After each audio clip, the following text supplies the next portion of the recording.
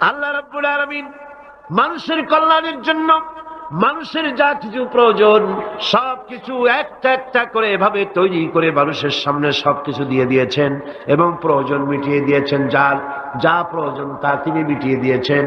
আমাদের দেশে, আমার দেশের বাঘ, আমার দেশের হরিণ, আমার দেশের কুকুর, তাদের গায়ে তারা যে ধরনের ইউরোপ আমেরিকার শীত প্রধান দেশের পশুগুলি এরকমের না। তার মানে হলো আমার দেশ শীত প্রধান নয়, ছোট্ট ছোট্ট পশম হলে চলে, কিন্তু শীত প্রধান দেশের কুকুরগুলি, বাঘ এবং সিংহ যেগুলি জঙ্গলে থাকে, তাদের গায়ে এমন লম্বা লম্বা পশম দিয়ে আল্লাহ চামড়া বানায় দিয়েছেন যা দিয়ে তার সম্পূর্ণ শরীরটা ঢেকে যেতেছে। স্থায়ী কম্বলের ব্যবস্থা রব্বুল আলামিন করে দিয়েছেন। কে দিয়েছেন? আল্লাহ পাক দিয়েছেন। এবং সেই চামড়া দিয়ে, সে চামড়া যেন আপনি ব্যবহার করতে পারেন সেজন্য আল্লাহ পাক আপনার জন্য সুন্দর করে সেই চামড়া দিয়ে কাপড় চোপড় তৈরি করার, জামা ব্যবহার করার সব ব্যবস্থা আল্লাহ করে দিয়েছেন। কম্বল তৈরি করার ব্যবস্থা করে দিয়েছেন। আল্লাহ পাক যা খুশি তাই করতে পারেন। কোরআন বলতেছে ফাআলুন লিমা ইউরিদ, যা খুশি তাই তিনি করেন। লা ইউসআলু আম্মা ইয়াফআলু ওয়া হুম ইউসআলুন, তিনি যা করেন সেজন্য কারো কাছে তাকে কৈফিয়ত দিতে হয় না, বরং গোটা বিশ্ব আল্লাহর কাছে কৈফিয়ত দিতে বাধ্য। সমস্ত বিশ্ব কৈফিয়ত দিতে কার কাছে বাধ্য? আল্লাহ পাকের কাছে কৈফিয়ত দিতে বাধ্য। প্রচন্ড শক্তির মালিক। মানুষেরা বোঝে না, ক্ষমতায় যখন আসে তখন চতুর্দিকে দেখে ক্ষমতার ক্ষমতা, কি যে করবে দিশা করতে পারে না। সারা জীবন ক্ষমতায় টিকে থাকার জন্য সর্বাত্মক প্রচেষ্টা চালায়, দেখ যখন পাইছি আর ছাড়বো না, ঠিক কিনা? এই চেষ্টা চালায়। কিন্তু আল্লাহ পাকের মূল ক্ষমতা তো আল্লাহর হাতে। আল্লাহ পাক ক্ষমতা দিয়ে বলেন লিনানজুরাকুম কাইফা তা'মালুন, ক্ষমতা দিয়ে তাকায় থাকি তোমার আমলটা কি হয় তা দেখার জন্য, তুমি করোটা কি সেইটা দেখার জন্য আমি দেখি। লিনানজুরাকুম কাইফা তা'মালুন। মানুষ ক্ষমতা হাতে পায়, অত্যাচারের স্টিম রোলার চালায়, আল্লাহ দেখতে থাকে। আর আল্লাহ যখন অ্যাকশন নেন, সেই অ্যাকশন থেকে তাকে কেউ বাঁচাইতে পারে না। প্রচন্ড ক্ষমতার মালিক। রাতকে দিন বানাতে পারেন, দিনকে রাত বানাতে পারেন, আমিরকে ফকির বানাতে পারেন, ফকিরকে আমির বানায় দিতে পারেন, রাস্তার লোক ধরে নিয়ে প্রেসিডেন্ট বানায় দিতে পারেন, আবার নারাজ হলে পরে জুতার মালা দিয়া জেলখানায় ঢুকাইয়া দিতে পারেন। ক্ষমতায় থাকাকালীন ফুলের মালা এত বেশি পায়, ফুলের মালায় গলা ভরে যায়। গাবতলির কোরবানির হাতেও এত মালা পায় না। এত মালা গলায় দিয়া আনন্দে ফুর্তিতে মারতে থাকে। আমার বন্ধুগণ মনে রাখেন, ফুলের মালায় আত্মহারা হয়েও না যারা ক্ষমতায় থাকো। এই ফুলের মালা আর ফাঁসির রশি একেবারেই পাশাপাশি। ফুলের মালা থেকে ফুলগুলি ঝরে পড়লেই ওই রশিটাই ফাঁসি হওয়ার জন্য যথেষ্ট, ঠিক কিনা? মানুষ বোঝে না, বোঝে না। আল্লাহ বলেন আমি তাকায় থাকি, দেখি কি করো, তোমার আমলটা কেমন হয়। ক্ষমতার মালিক আল্লাহ, দেওয়ার মালিক আল্লাহ। আর যখন নারাজ হয়ে যান, এক থাপ্পড় মেরে ক্ষমতা ছিনায় নিয়ে যান। পারেন কিনা? পারেন কিনা? ইতিহাস সাক্ষী। কিন্তু ইতিহাসের সবচেয়ে বড় শিক্ষা যে মানুষেরা ইতিহাস থেকে শিক্ষা গ্রহণ করে না। जगत जी लगाने के लिए ये दुनिया नहीं है, जगह जी लगाने के लिए ये दुनिया नहीं है, ये इबरत की जा है तमाशा नहीं है। पृथ्वी खेल तमाशा করার জায়গা না। ইতিহাস থেকে শিক্ষা নাও, পূর্বপুরুষদের দিকে তাকাও। আল্লাহ দ্বীনের কর্মীদের উপরে আঘাত লাগাবার কারণে বংশ শুদ্ধ আল্লাহ সাফ করে দিয়েছেন। দেন নাই? সে আল্লাহ আছে না নাই? চিল্লায় কোন আছে না নাই? সে আল্লাহ পাক আছেন। সে আল্লাহকে ভয় করে। ইত্তাকিল্লাহ, সে আল্লাহকে ভয় করে। আল্লাহ পাক ইচ্ছে করলে ক্ষমতা দিতে পারেন, ইচ্ছে করলে ক্ষমতা ছিনাইও নিতে। সে আল্লাহ রাব্বুল আলামিন ক্ষমতা দেওয়ার মালিক, ক্ষমতা ছিনাই নেওয়ার মালিক, হায়াতের মালিক, মওতের মালিক। সবাই বলুন, হায়াতের মালিক কে? মওতের মালিক কে? খাবারের মালিক কে? হাসাবার মালিক কে? কাঁদাবার মালিক কে?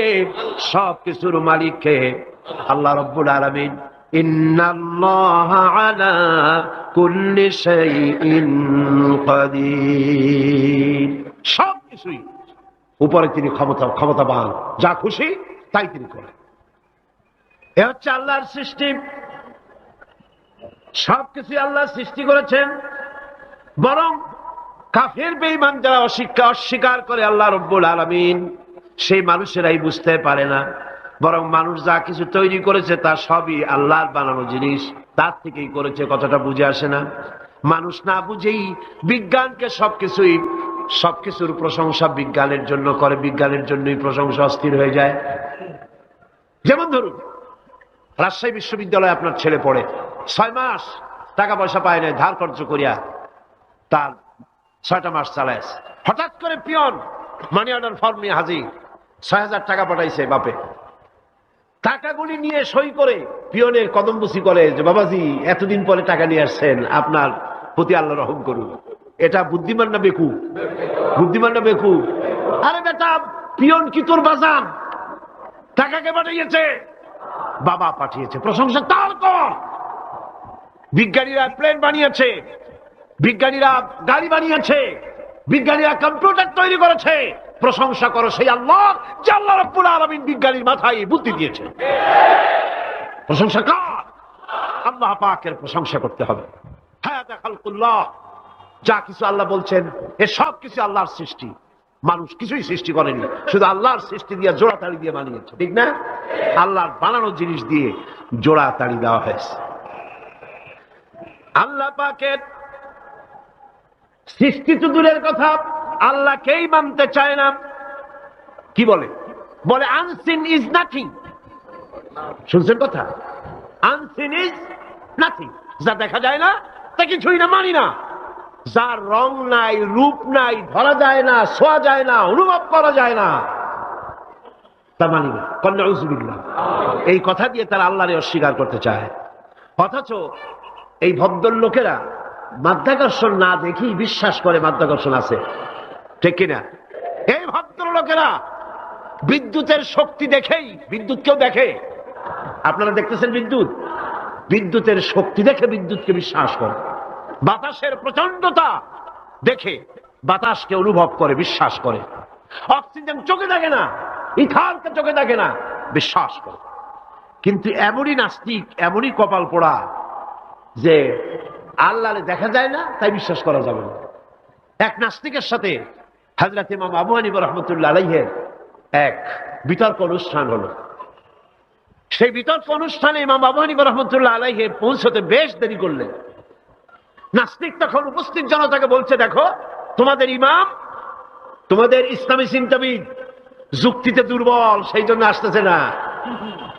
বেশ কিছুক্ষণ দেরি করে তিনি উপস্থিত হলেন। নাস্তিক বলল, আগে আপনি বলেন, আপনি ওয়াদা ভঙ্গ করলেন কেন? সময় মতো আসতে পারলেন না কেন? তিনি জবাবে বললেন, দেখো আমি অনেক দূর থেকে এসেছি, এসে দেখি সামনে নদী, এখন পার হবো কেমনে? কোন নৌকার ব্যবস্থা নাই। হঠাৎ দেখলাম কি এক আশ্চর্য কথা, একটা চারা গজায় উঠলো, ফট করে বিরাট গাছ হয়ে গেল। কই থেকে একটা কুড়াল আসলো, গাছটারে কাজে ভাড়ায় গেল। তারপরে এলো করাত, বানাইলো তক্তা, এরপরে আসলো লোহা, পড়লো হাতুড়ি, হয়ে গেল নৌকা। বাহ কি মজা! এরপর নৌকা নামলো নদীতে, আমি উঠে বসলাম, এই পাড়ি দিয়ে আসলাম, তাই যা একটু দেরি হলো। নাস্তিক কয় যে কি সর্বনাশ, এই লোকের সাথে আমি তর্ক করবার মাথা স্ক্রু শটটা দিলাম। তাহলে আন্দাজে একটা গাছ হয়ে গেল ফট করিয়া, তারপরে কুড়াল আসলো, তক্তা হইল, বিনা মিস্ত্রিতে নৌকা হইল, এটা কেমনে সম্ভব? ইমাম সাহেব বলেন, আমার বিতর্ক শেষ। বিনা মিস্ত্রিতে যদি, তোমার যুক্তি মতে বিনা মিস্ত্রিতে যদি একটা নৌকা না হতে পারে, এই বিশ্ব তৈরি হলো কি করে বিনা মিস্ত্রিতে?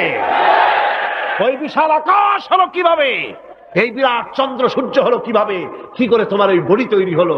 নাস্তিক চেয়ার থেকে নেমে ইমামের কাদমের উপরে পড়ে গেল, বলে আল্লাহু আকবার, আমি অন্যায় করেছি, আল্লাহ আমাকে মাফ করে দাও।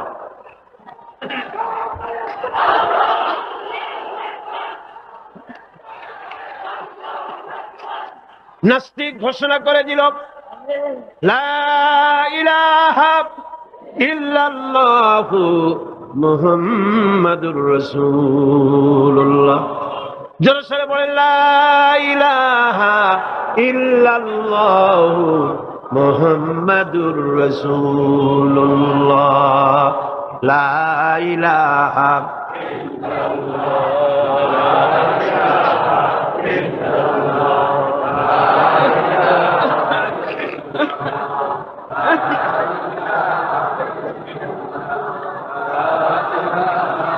খালকুল্লাহ। এ হলো আল্লাহর সৃষ্টি। কার সৃষ্টি বলেন সবাই খুশি হয়ে? কার সৃষ্টি? ফারুনি মাযা খালাকাল্লাযিনা মিন দুনি। আল্লাহ ছাড়া কে কি বানাইছে দেখো। সব কে বানিয়েছে? খুশি হইয়া মুখ ফুলাইয়া জোরে কোন কে বানিয়েছে? ওই আল্লাহ রাব্বুল আলামিন বলেন, দুনিয়ার সব দিক থেকে চোখ ফিরাইয়া এবার নিজের দিকে তাকাও। ওয়াফি আনফুসিকুম وفي أنفسكم أفلا تبصرون। এমনকি তোমাদের নিজেদের মধ্যেও আমার নিদর্শন আছে। তারা কি তা অনুধাবন করে না? তোমার মধ্যেও আমার নিদর্শন আছে। কার মধ্যে?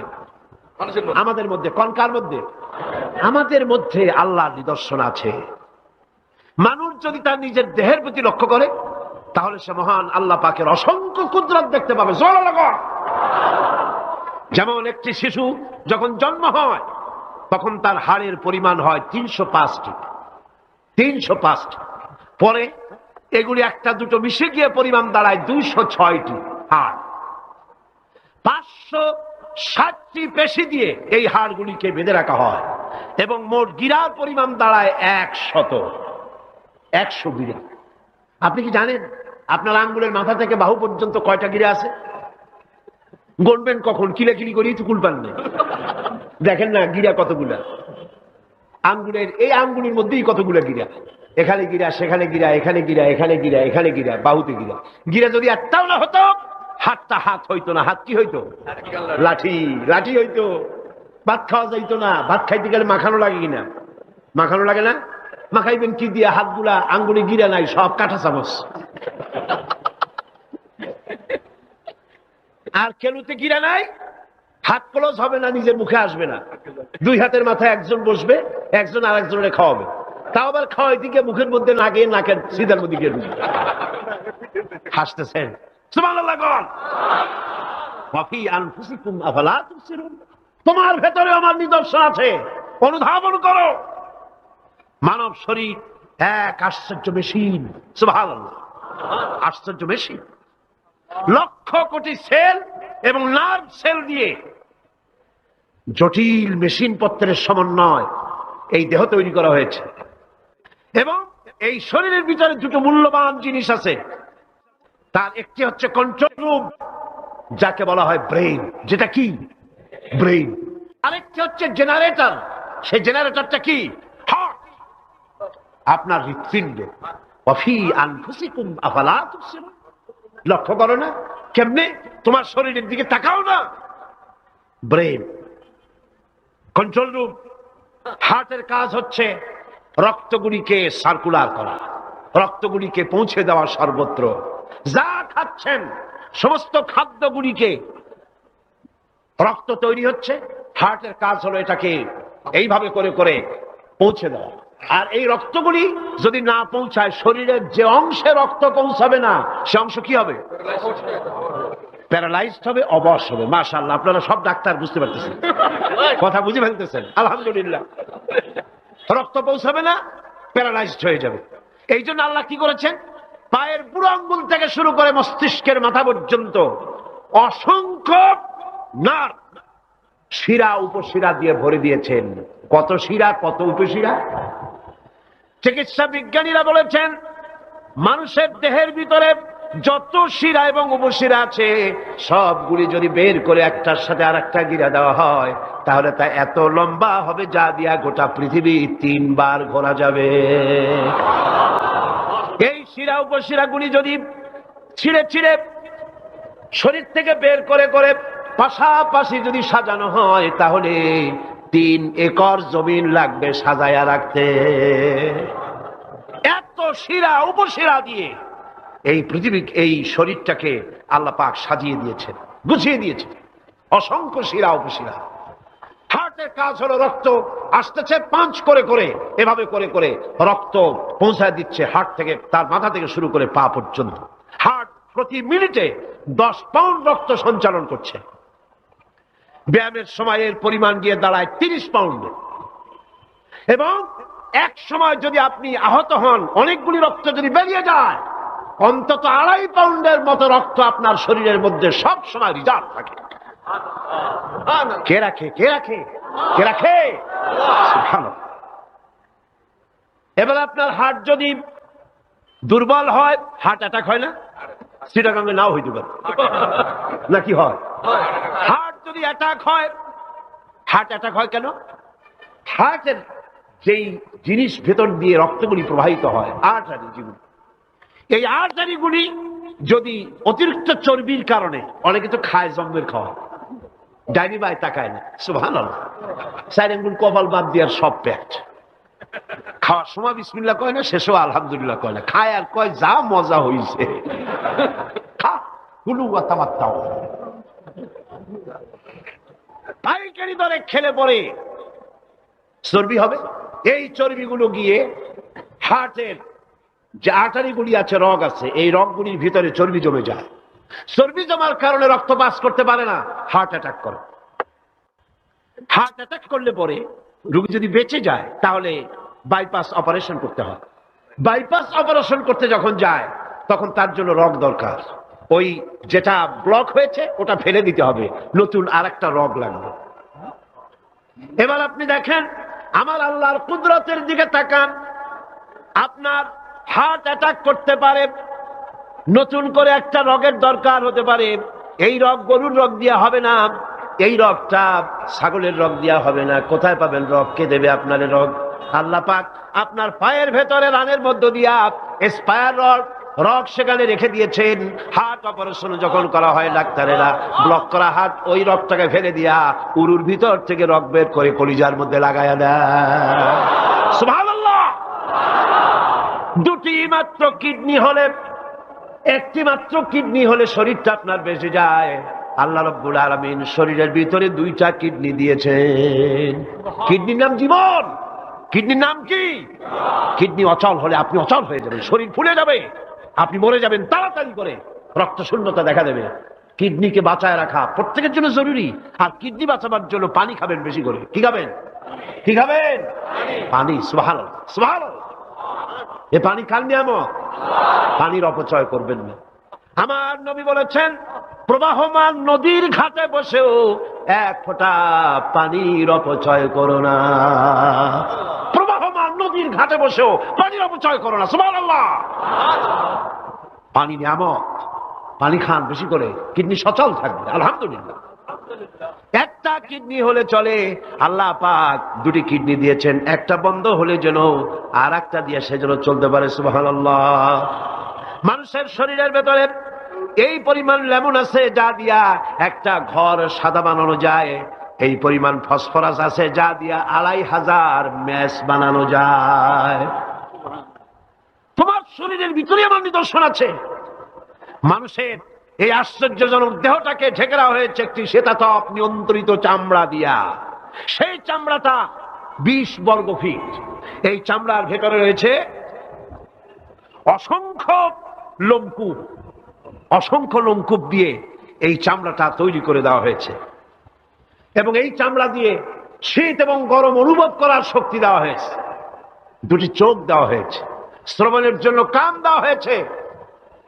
কে তিনি যিনি আমরা চোখ দিয়া নেগেটিভ দেখি? চোখ দিয়া কি দেখি? চোখ দিয়া দৃশ্যের নেগেটিভটা দেখি, ওই দেখার সাথে সাথে ব্রেনের ভিতরে গিয়া কোন শক্তি পজিটিভ বানায়া আমারে দেখায়। তার নাম কি? আমার কানের ভিতরে অসংখ্য শব্দ চতুর্দিক থেকে আসে, শব্দগুলিকে বিন্যস্ত করে একটা একটা করে শুনবার জন্য আমার কে কানের ভিতরে কে ব্যবস্থা করে দিয়েছেন? তার নাম কি? একটা মাত্র জিহ্বা, একটি মাত্র জিহ্বা মুখের মধ্যে আল্লাহ দান করেছেন। এই জিহ্বার ভিতরে কত স্বাদ আল্লাহ রব্বুল আলামিন দান করে দিলেন। এই জিহ্বায় রসগোল্লার স্বাদ একরকম, জিলাপির স্বাদ আর একরকম, চানাচুরের স্বাদ একরকম, পুঁটি মাছের স্বাদ একরকম, লোট্টা ফিশের স্বাদ আর একরকম, ঠিক কিনা? শুটকি মাছের স্বাদ আর একরকম, কাবাবের স্বাদ আর একরকম, আপেলের স্বাদ একরকম, বড়ের স্বাদ একরকম। একটা জিহ্বা দিয়া হাজারো স্বাদ নেওয়ার তৌফিক দিলেন আল্লাহ। সেই খাবার সময়ও বিসমিল্লাহ বলে না, পরেও আলহামদুলিল্লাহ কয় না। এত নিয়ামত দিয়ে আল্লাহ পাক এই শরীরকে সাজিয়েছেন, শরীরটাকে সুন্দর করেছেন, সুগঠিত করেছেন। আল্লাহ পাক বলেন, তোমার শরীরের ভিতরে রয়েছে আমার দৃষ্টান্ত, এগুলি দেখো। তোমার ব্রেইন, মানুষের মাথায় যে মাথার ভিতরে যে ব্রেইন দেওয়া হয়েছে, এর ভিতরে রয়েছে অসংখ্য সেল, যার মধ্যে বুদ্ধি, প্রজ্ঞা, সুখ, দুঃখ, মেমোরি। এই পৃথিবীতে মানুষের মাথায় যে ব্রেন দেওয়া হয়েছে, এটা সর্বোচ্চ ওজন হচ্ছে 3 পাউন্ড। 3 পাউন্ড ওজনের এই বস্তুটিকে রাখা হয় মাথার খুঁড়ির মধ্যে, মাথার মাঝখানে। এই ব্রেন দেহের কোটি কোটি সেনা প্রহরীকে পাহারার কাজে লাগায়। এই ব্রেন বুদ্ধি করে, বুদ্ধি দিয়ে লাগায়। কম্পিউটারের যে মেমোরি শক্তি আছে, পৃথিবীর মানুষের মাথায় আল্লাহ পাক যে মেমোরি দিয়েছেন, যে স্মৃতি শক্তি দিয়েছেন, সারা পৃথিবীর সমস্ত ডাটা, সমস্ত ইনফরমেশন সবগুলি মানুষ যদি তার মেমোরিতে নিয়ে নেয়, তারপরেও আল্লাহ পাক মেমোরিতে এত জায়গা করেছেন যে তার 1 লক্ষ ভাগের 1 ভাগও ভরবে না। এই ব্রেন দিয়ে আল্লাহ পাক মানুষকে বুঝতে বলেছেন, তাকাও, লক্ষ্য করো, আমার পৃথিবী দেখো, দুনিয়া দেখো, নিজেকে দেখো এবং আমার অস্তিত্বের কথা স্বীকার করো। আমি তোমাকে সৃষ্টি করেছি। আল্লাহ পাক বলেন, হাদা খালকুল্লাহি ফাআরুনি মাযা খালাকাল্লাযীনা মিন দুনিহি বালিয যালিমুনা ফি যালালিম মুবিন। এ হচ্ছে আল্লাহর সৃষ্টি। এখন দেখাও তো অন্যরা কি সৃষ্টি করেছে, অন্যরা কি সৃষ্টি করেছে? আছে কিছু? অন্যরা আল্লাহর জিনিস দিয়া, তারা আল্লাহর জিনিস দিয়ে জোড়াতালি দিয়ে তৈরি করেছে, কিন্তু সমস্ত সৃষ্টির মূল হচ্ছে আল্লাহ পাক। আজকে আমাদের সন্তানদেরকে যদি কোরআন থেকে আজকে যে কথাগুলি বললাম, এই কথাগুলি যদি কলেজে বিশ্ববিদ্যালয়ে পড়ানো হতো, আমার ছেলে কি নাস্তিক হতে পারত? বলেন, আমার এই ছেলে কলেজে বিশ্ববিদ্যালয়ে যেসব ছেলেপেলেরা পড়ে, এগুলি কি বোম্বাই থেকে আসছে না মঙ্গল গ্রহ থেকে নাজিল হয়েছে? আমাদের ছেলেপেলে কিনা? এই ছেলে যখন প্রাইমারি স্কুলে পড়তো, তখন রমজান মাসে সেহরি করতে না উঠাইলে সকালবেলায় মা বাপের উপরে অভিমান করে, রাগ করে, কান্দাকাটি করে না খাইয়া সারাদিন রোজা রেখেছে, ঠিক না? বলেন আমার এই কথাটা ঠিক কিনা? এই ছেলেটি প্রাইমারি ছেড়ে হাই স্কুলে যখন গিয়েছে, তখনও সে নামাজ পড়তো, আলেম ওলামা দেখলে ভক্তি করতো, শ্রদ্ধা করতো। যেই না কলেজে ঢুকলো, নামাজ গেল, রোজা গেল, চরিত্র গেল। এরপরে আলেম ওলামা পীর বুজুর্গ দেখলি বলতে থাকে, এরা এই দেশটারে খাইছে। দেশ খাইলো কেমন? আলেম ওলামারা তারা কি দেশে কখনো ক্ষমতায় গেছে? বলেন গেছে? আলেম ওলামা তো জীবনে ক্ষমতাই যায় নাই, তারা দেশ খাইলো কি করে? যারা ক্ষমতা থাকে ওরা খায় না, যারা ক্ষমতা যায় না ওরা খায় জম্মের খাওয়া। আশ্চর্য কথা, এরা এই দেশটারে খাইছে। নামাজ নাই, রোজা নাই, তারপরে বলা শুরু করে আল্লাহ নাই। এরপরে ডুফুর্তি, নো চিন্তা, জেনা, ব্যভিচার, মদ, জুয়া ইত্যাদিতে লিপ্ত হয়ে গেল। আমার সোনার টুকরা ছেলে যেই না গেল বিশ্ববিদ্যালয়, কয়লার টুকরায় পরিণত হয়ে গেল, ঠিক কিনা? এটা কে করলো? কে করলো? করেছে এক শ্রেণীর শিক্ষক নামের কলঙ্ক, যারা শান্তিনিকেতনের গোলাম, যারা মার্কস এবং লেনিনের গোলাম, মাও সেতুংয়ের গোলাম। এই গোলামেরা দুনিয়ার মানুষকে, আমার সন্তানগুলিকে ধ্বংস করে দিল।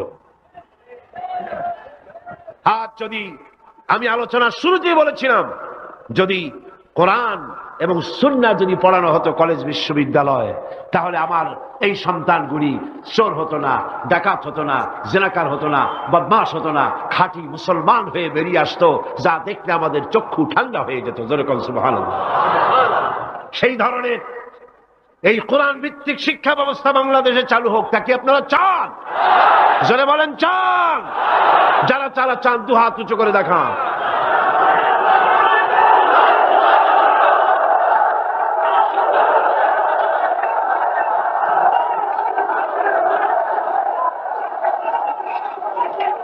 বসুন বসুন, হাত তুলতে বলেছি, মাথা তো তুলতে বলিনি। আল্লাহ রাব্বুল আলামিন তিনি কোরআন দিয়েছেন মানুষকে শিখবার জন্য, চরিত্র বানাবার জন্য, দিনদার হওয়ার জন্য। এই কোরআন এবং সুন্নাহর বদৌলতেই পৃথিবীতে শান্তি এসেছিল, পৃথিবীতে অর্থনৈতিক মুক্তি এসেছিল, মানুষ সুখ পেয়েছিল, মানুষ সৌন্দর্য পেয়েছিল। আমরা যদি আবার সুখ শান্তি ফিরে পেতে চাই, আবার আমাদেরকে কোরআন এবং সুন্নাহর শিক্ষার দিকে ফিরে যেতে হবে। এর কোন বিকল্প আছে? কোন বিকল্প নাই। সেই কোরআন সুন্নাহর দিকে আমরা কিভাবে যাব, সেই বর্ণনা হবে আগামীকাল ইনশাআল্লাহ। তাওহীদের পথে, শিরক থেকে বেঁচে আল্লাহর পথে আগাবার জন্য আমরা তৈরি হয়ে যাই। মুনাজাতের জন্য দাঁড়ানো ভাইরা সবাই বসুন।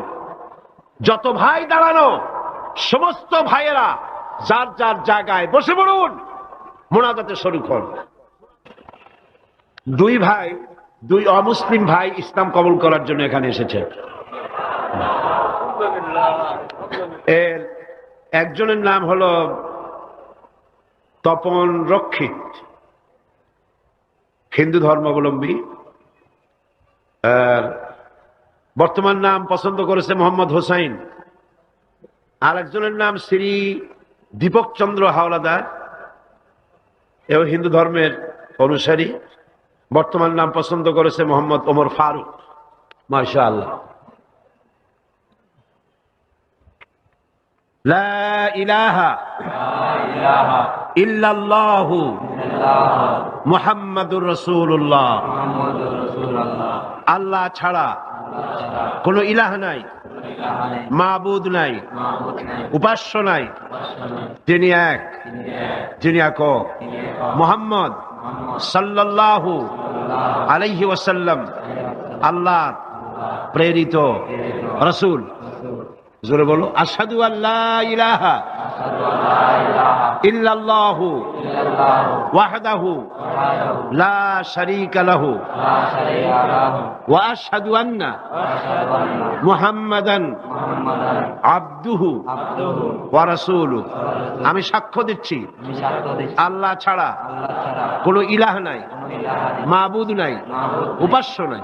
তিনি এক, তিনি একক, তার কোন অংশীদার নাই।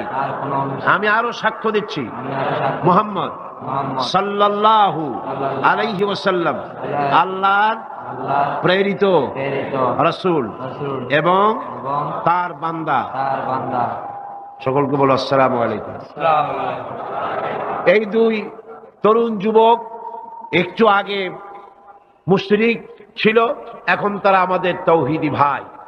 এবং আজকের মাহফিলে ছোট্ট ছোট্ট বাচ্চারা যেভাবে মাসুম, এই দুজনও সেইভাবে নিষ্পাপ, বেগুনাহ, মাসুম ঘোষণা করেছেন রাসূল করিম সাল্লাল্লাহু আলাইহি ওয়াসাল্লাম। অর্থাৎ অমুসলিম যখন ইসলাম কবুল করে, মুখে উচ্চারণ করে, মনে প্রাণে বিশ্বাস করে, কালেমায়ে তাইয়্যিবা এবং কালেমায়ে শাহাদাত উচ্চারণ করে, জিন্দেগীর সমস্ত গুনাহ থেকে আল্লাহ পাক মাফ করে দেন। সুতরাং আমি তাদেরকে বুকের সাথে আলিঙ্গন করে সম্মানিত করছি।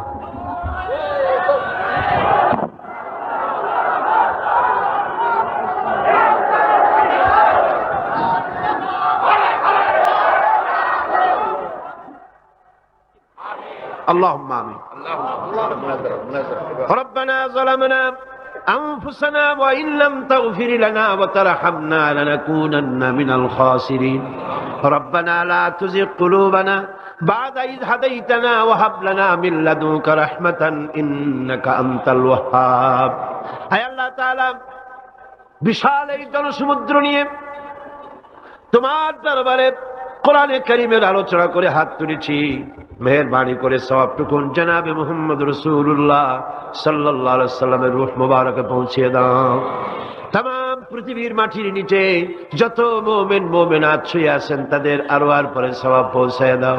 আয় আল্লাহ তাআলা, আমাদের মধ্য থেকে যাদের মা বাপ দুনিয়া থেকে জন্মের মতো বিদায় হয়ে গেছে, কবরগুলিকে জান্নাতের টুকরা বানায়া দাও। রব্বির হামহুমা কামা রব্বায়ানি সগীরা। সবাই পড়েন, রব্বির হামহুমা কামা রব্বায়ানি সগীরা।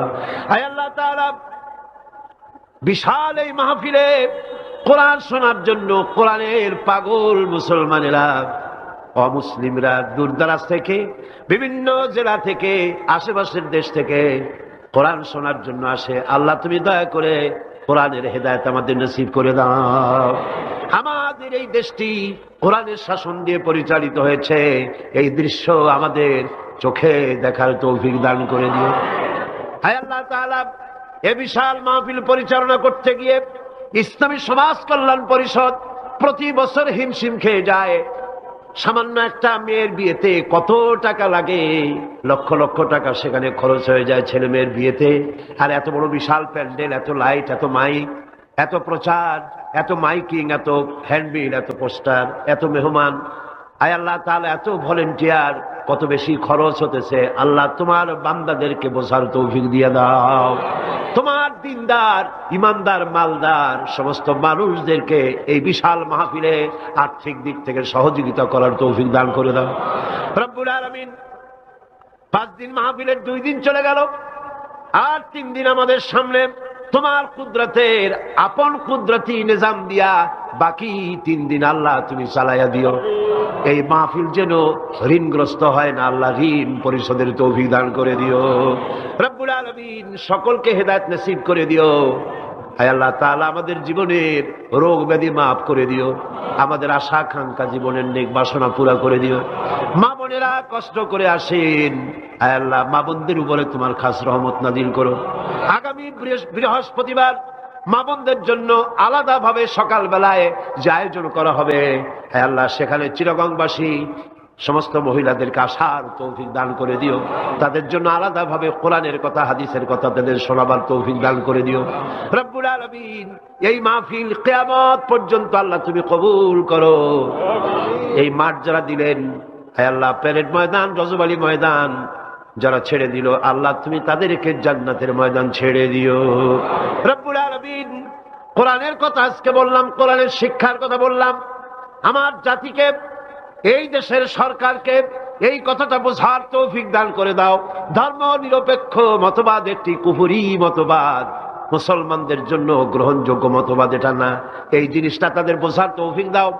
ধর্ম নিরপেক্ষ শিক্ষা ব্যবস্থাকে দূরে ছুঁড়ে মেরে কোরআন সুন্নাহ অনুযায়ী ইসলামী শিক্ষা চালু করার তৌফিক এদের দিয়ে দাও।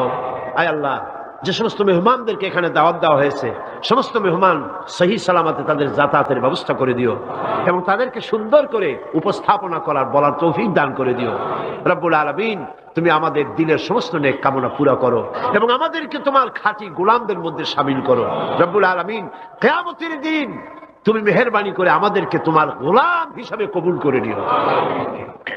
রব্বানা তাকাব্বাল মিন্না ইন্নাকা আনতাস সামিউল আলিম ওয়া তুব আলাইনা ইন্নাকা আনতাত তাওয়াবুর রহিম। সুবহান রাব্বিকা রাব্বিল ইজ্জাতি আম্মা ইয়াসিফুন ওয়া সালামুন আলাল মুরসালিন আলহামদুলিল্লাহি রাব্বিল আলামিন। ওয়াজআল আখিরা কালিমাতিন ইনদাল মাউত লা ইলাহা ইল্লাল্লাহু মুহাম্মাদুর রাসূলুল্লাহ। আসসালামু আলাইকুম ওয়া রাহমাতুল্লাহ।